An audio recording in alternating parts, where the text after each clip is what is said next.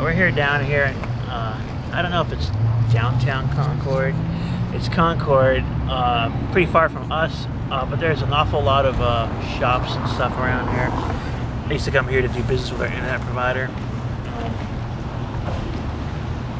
But it's Saturday, and I thought since it's Saturday, I would just like come down here and go visit the bookstore they have here, which is Halfprice Books, which is a chain of bookstores. They seem to have a pretty decent size and swiftly moving inventory, so it's hit or miss. Now when I'm looking for specific titles, I just, like everybody else, just buy them on the internet, and it's so much easier than it used to be in the old days when you have to like call like 10 different bookstores and see if they had it, and trust them to actually check and have them hold it for you while you go get it, and hope they don't fucking mark the price up because they know you want it. So I just buy that kind of stuff on the internet. I was hoping to find like books by Tom Wolfe or Hunter S. Thompson. Not really serious stuff, but just some titles I was interested in getting. Especially Tom Wolfe's book about astronauts, because I'm kind of on an astronaut jag for a bit. So I just went there and randomly looked at the books, and I read everything Charles Dickens wrote, but I found this one. There's some stuff in here I didn't read. Is Christmas books. I did check this book out of the library about 7 years ago, but I don't think I only read a couple things out of it.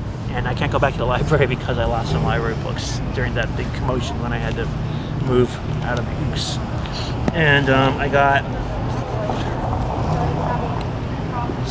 some book of short stories by Anton Chekhov that was on the cheap rack, like $2, which it's not such a great price for a paperback, but at least I'd have to pay for shipping like I would if I got it on the internet.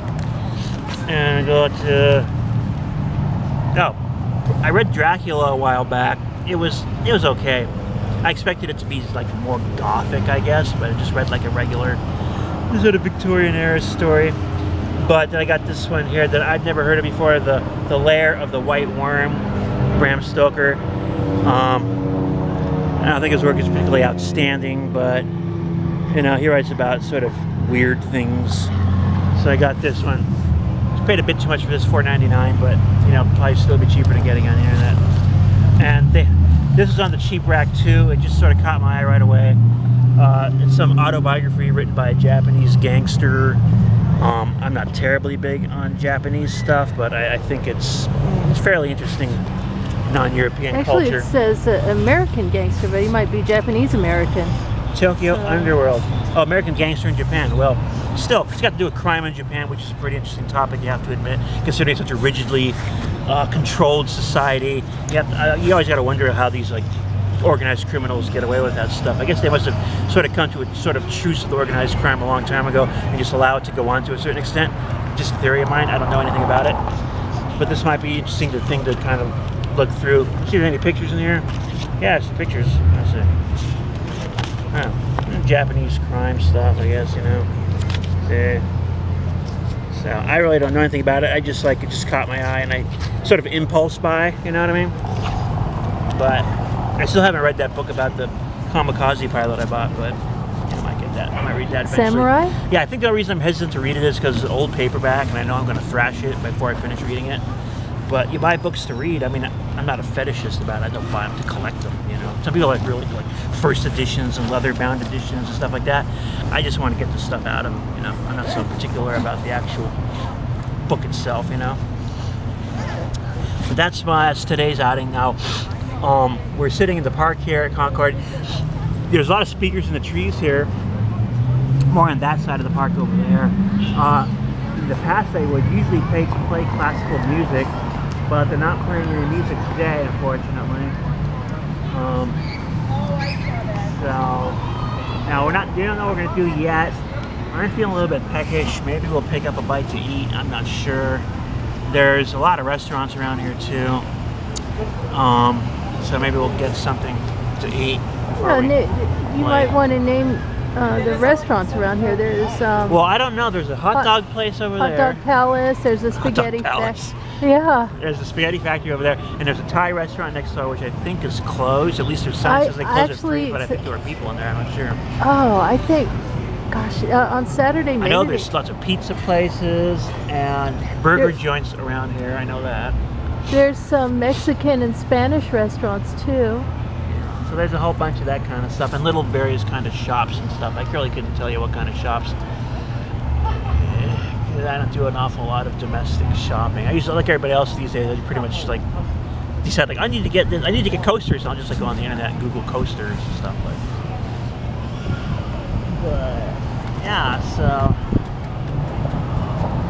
and the community here, it seems like there's a lot of Asians and Latinos, and I've noticed a few Negroes, and what few white people I've noticed are mostly older people. Although there was a couple of like white families in Halfprice Books I noticed. White people seem to congregate towards the bookstores. But yeah, so it's very pleasant spring day in April, early April. It's April 6th, I believe. Weather is very nice. I'll get a shot of that clock though. That's pretty interesting.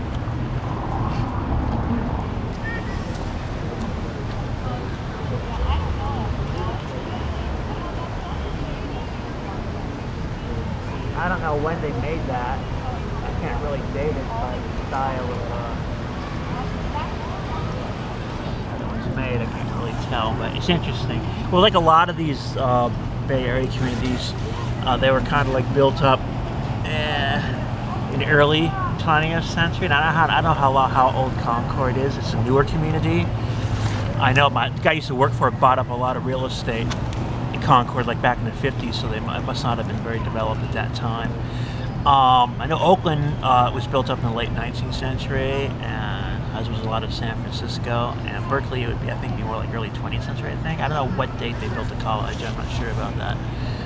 But, you know, still, there's a lot of, it's not like necessarily very old, but they have like different interesting styles of architecture here, you can see. Like those buildings over there. I don't know what you would call that style. But it's you know, it's interesting to look at, I guess. But I better cut this video short because I'm running out of stuff to say, and I don't know how much time we got left on the card. So see you later, guys.